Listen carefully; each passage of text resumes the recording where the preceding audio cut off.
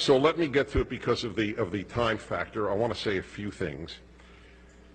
The first thing that I wish to say is I want to sort of address we say in English, the elephant in the room. There are people who support Benjamin Netanyahu. There are people who oppose Benjamin Netanyahu. May I just say, and I have a track record of over 40 years to prove this, it should be utterly and totally irrelevant to a Jew anywhere on earth, especially outside of Israel, who the Prime Minister of Israel is. I support Israel, not prime ministers.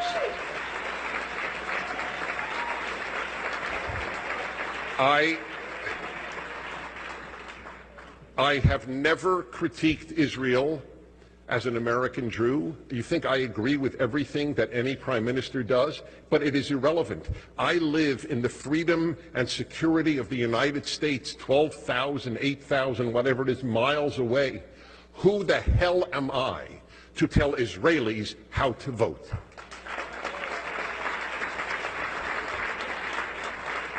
So I feel deeply passionate about this. I find it chutzpah, audacious, and wrong.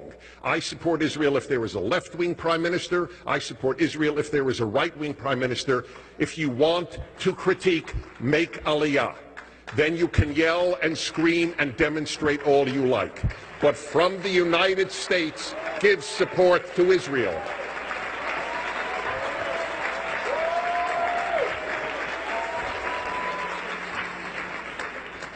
Okay.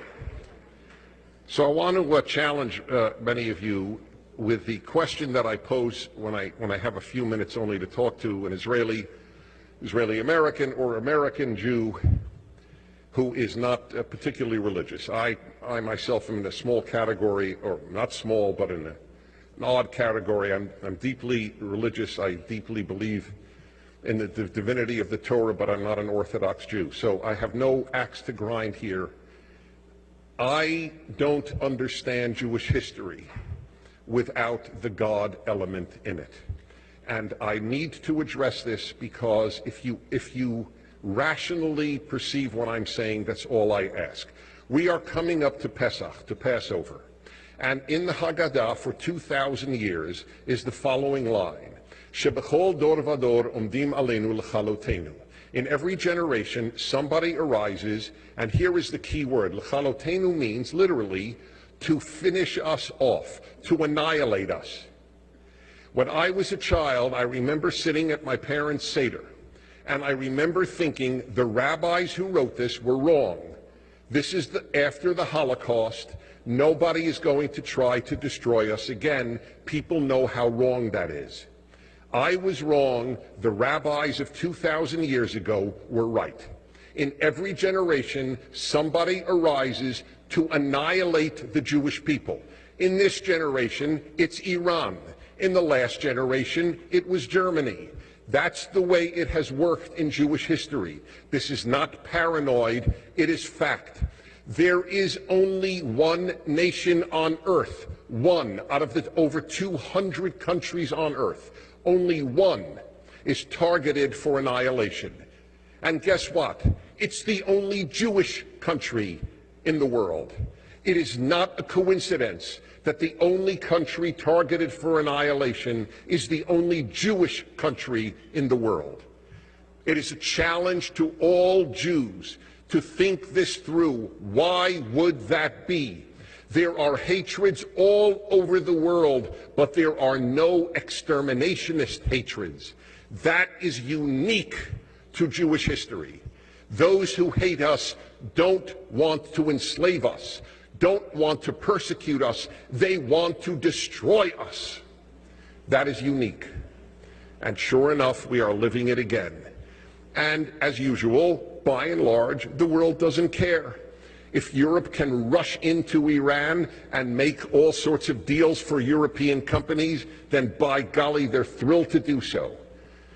If foreign ministers and secretary of states can have a blast with the Iranian foreign minister like he's a good old buddy, then he's a good old buddy. We live in a world that is morally broken. This is what we are living through right now. This one nation The Jewish state is the size of New Jersey. It is smaller than El Salvador. And yet it is the preoccupation of humanity. The United Nations has spent more time on Israel than on any other country in the world. It has condemned Israel more than any other country in the world. More than North Korea, the world's one living concentration camp. Israel, the Jewish state that takes Syrians in to give them surgeries quietly, because if you say that a Jew saved your life, you're killed upon return to Syria. Just a little factoid that you don't hear much about on CNN. And Israel is the object of a new blood libel. I experienced it when I debated in Oxford 2 years ago at the Oxford Forum. So it's 2 against 2 at the Oxford Forum. And one of the two that I was debating, well, I think I should tell you about both. I debated, my partner, many of you know, is Shmuley Boteach. We debated 2 opponents. One of the opponents was a professor at Oxford, a man named Avi Shleim, Israeli, and he devotes his life to hurting Israel. That is his main cause, to hurt Israel in academia. An Israeli, mind you. By the way, I need to say this with great sadness. I don't think any people has produced as many unhealthy people as the Jewish people have. And I say this with sadness. Part of it is, I believe, the horrible history of extermination, the Holocaust, the persecutions. Whatever the reason, there is a disproportionate number of Jews who hate being Jewish. But they don't merely hate being Jewish. They devote their lives to hurting the Jewish state. This is there is no parallel. It would be like blacks for the South African regime. Were there any blacks defending the South African regime? Why are there Jews who are anti-Israel?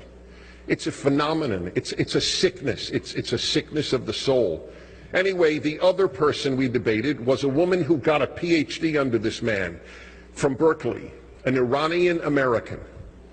And she said, it's on video. You can watch it tonight on YouTube. She said, Israel is doing to the Palestinians what the Nazis did to the Jews. She said this in front of 400 students at Oxford University.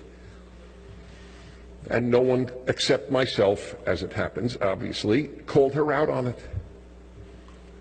This is equivalent to the blood libel.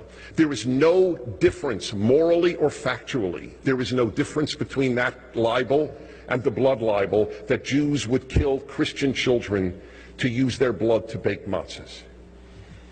And they won the debate. Oxford students voted that they won. You know what the subject was? Is Israel or Hamas the greater obstacle to peace in the Middle East? Oxford students voted that Israel is a greater obstacle to peace than Hamas. As I said to them in that debate, it would be like voting, or first of all, it would be like having a debate in the 1930s. Who was the greater obstacle to peace in Europe, Hitler or Churchill? And you're going to vote that Churchill is the greater obstacle to peace. That is how sick the world is morally, and how many Jews don't understand this sickness. Because it is not only this exterminationist idea that Iran has, and the United Nations and its sickness, it's the university. The university has become the single most anti-Israel institution in America.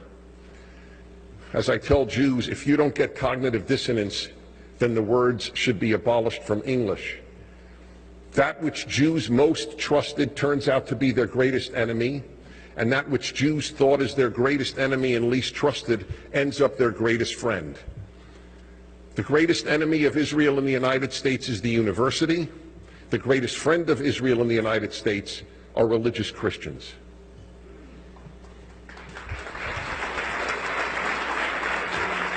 Not exactly what Jews would have predicted, is it? Jews live to send their kid to Cornell.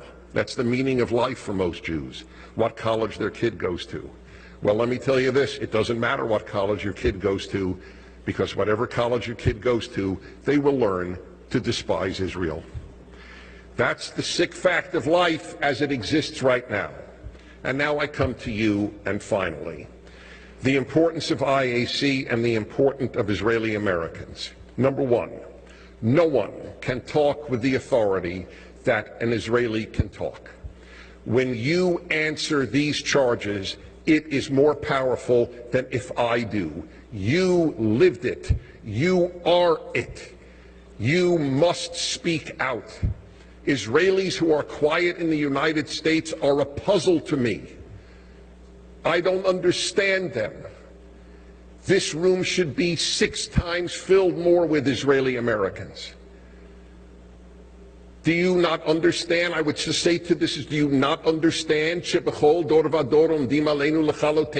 have aunts and uncles back in Israel? Don't you have cousins? Or your parents or nephews, nieces? I don't get it. I admit it, I don't get it. But there is no authority on Israel like an Israeli. You have a legitimacy. You have an authenticity that no one else has. You must speak out. Number two, we need you within Jewish life. In Jewish life, you must speak out. I debated, I don't even want to say which local college or university, okay? Because I don't want this to be personal. I just want you to know I debated the head of Judaic studies at a local university. The head of Judaic studies, you know what, at that university, and you know what the subject was? Is there a moral distinction? Is there any moral difference between Israelis and Palestinians? He argued there is no moral difference. The head of Judaic studies at a local university. Imagine if Israelis had been there at that debate to say, what are you talking about? It's one thing for an American Jew, as me, as I am, to say it, but it is quite another for an Israeli living here, or visiting here, or whatever it might be, saying it. You have to speak out. And finally, here is a very powerful argument. If you are not active, if Israelis aren't active on behalf of Israel, why should anybody else be active?